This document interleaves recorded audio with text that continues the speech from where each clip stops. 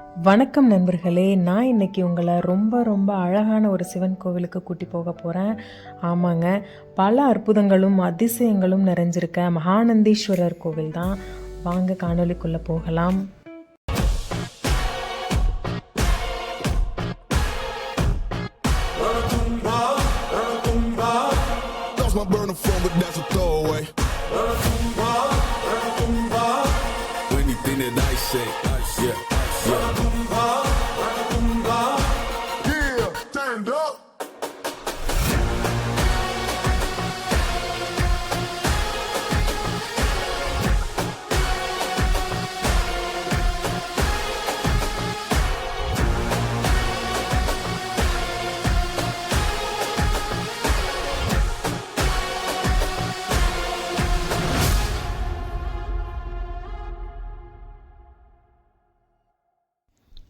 ஆந்திர மாநிலம் நந்தியால் மாவட்டத்தில் இருக்க மகாநந்திங்கிற ஊரில் தான் இந்த மகாநந்தீஸ்வர் கோவில் அமைஞ்சிருக்கு. நல்ல மலைப்பகுதியின் அடிவாரத்தில் ரொம்பவே ரம்யமான சூழல்லாம் அமைஞ்சிருக்குங்க. நீங்கள் தமிழ்நாட்டில் எங்கே இருந்தாலும் விஜயவாடா அல்லது குண்டூர் வரணும். அங்கே இருந்து தினசரி ரயில்கள் நந்தியாலுக்கு இயக்கப்படுகிறது. இல்லை பேருந்து மார்க்கமாக வர்றதாக இருந்தாலும் விஜயவாடா அல்லது குண்டூரில் இருந்து ஆந்திர அரசு பேருந்துகள் மற்றும் குளிர்சாதன வசதி உள்ள தனியார் பேருந்துகள் இயக்கப்படுகிறது. நீங்க இணையதளம் மூலமா பேருந்து அல்லது ரயில்களுக்கு முன்கூட்டியே பதிவு பண்ண வேண்டி இருக்கும். நந்தியால்ங்கிற பெயர் இந்த ஊருக்கு எப்படி வந்ததுன்னு பார்ப்போம்.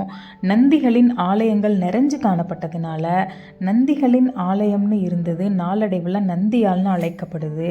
இந்த மகாநந்தி கோவிலை சுற்றிலுமே சுமார் 10 கிலோமீட்டர் சுற்றளவில் நவநந்தி கோயில்கள் இருக்குது.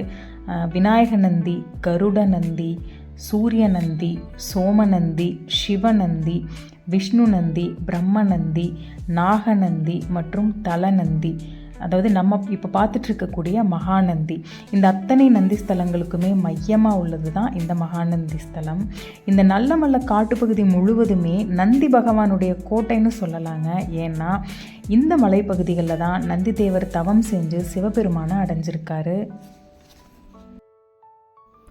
கிட்டத்தட்ட 1500 ஆண்டுகள் பழமை வாய்ந்த இந்த ஆலயத்திற்கு ஒரு அழகிய தல வரலாறு இருக்குங்க. மாடு மேய்க்கும் விவசாயி ஒருவர் மன்னர்கிட்ட ஒரு புகார் அளிக்கிறாரு.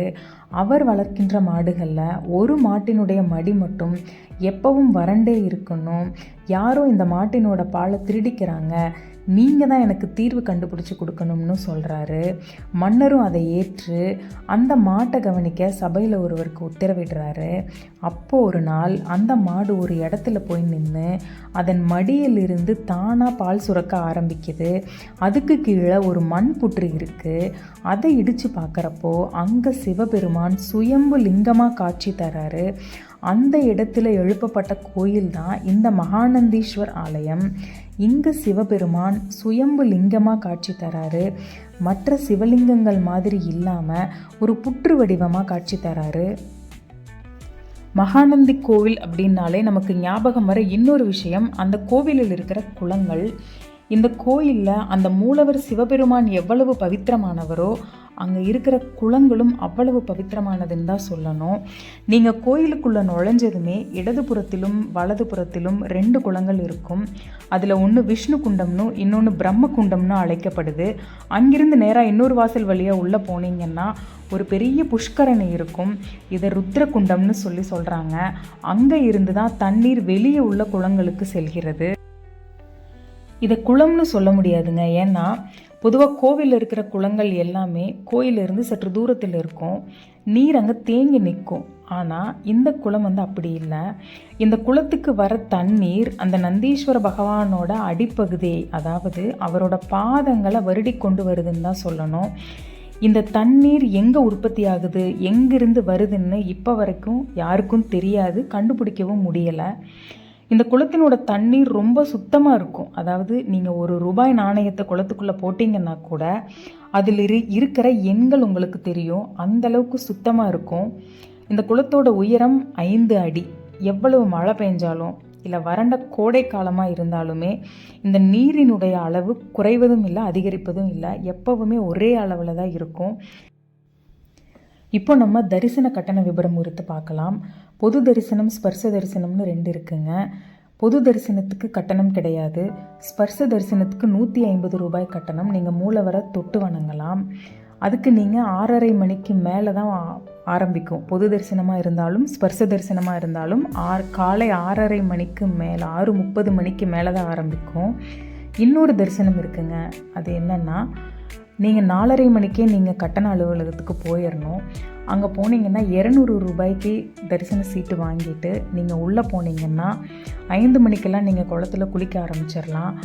குளிச்சுட்டு நீங்கள் 6:30 மணிக்குள்ளே போனீங்க அப்படின்னா மூலவரோட ஸ்பரிசம், அதாவது கவசம் இல்லாமல் அந்த லிங்க ரூபத்திலேயே நீங்கள் தொட்டு வணங்கக்கூடிய ஒரு வாய்ப்பு இருக்குது. நாங்கள் 200 ரூபாய் கட்டணத்துக்கு தான் போனோம். தனிப்பட்ட முறையில் எனக்கு ரொம்ப ரொம்ப பிடித்த கோயில் இது. 4வது முறையாக நான் நந்தீஸ்வரரை தரிசனம் பண்ணேன். ஒரு அதிகாலை வேளையில் 5லிருந்து 6 மணிக்குள்ளே அந்த குளத்தில் இறங்கி நீராடும்போது ஒரு முறை சுற்றியும் பாருங்கள். சுற்றியும் கோயில் கோபுரங்கள் இருக்கும்.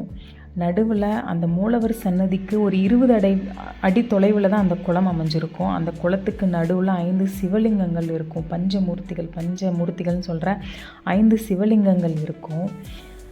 இங்கே நீங்கள் ஒரு அற்புதமான தெய்வீக உணர்வை, ஒரு நேர்மறை அதிர்வலைகளை நீங்கள் உணர்வீங்க. கண்டிப்பாக நீங்கள் ஒரு தடவை போய் பாருங்கள், அப்போ தான் உங்களுக்கு புரியும். நீங்கள் நந்தீஸ்வரரை வணங்கிட்டு வெளியே வந்தீங்கன்னா வலதுபுறமாக காமேஸ்வரி அம்மன் சன்னதி இருக்கும். அதுக்கப்புறம் பஞ்ச பாண்டவர்கள் பிரதிஷ்டை செஞ்ச 5 சிவலிங்கங்களும் தனித்தனியாக சின்ன சின்ன கோவில்களில் இருக்கிறத நீங்கள் பார்க்கலாம். மீண்டும் இன்னொரு அழகான காணொளியில் சந்திக்கலாம் நண்பர்களே. இந்த காணொளி உங்களுக்கு பிடிச்சிருந்தா சப்ஸ்கிரைப் பண்ணுங்கள். நன்றி.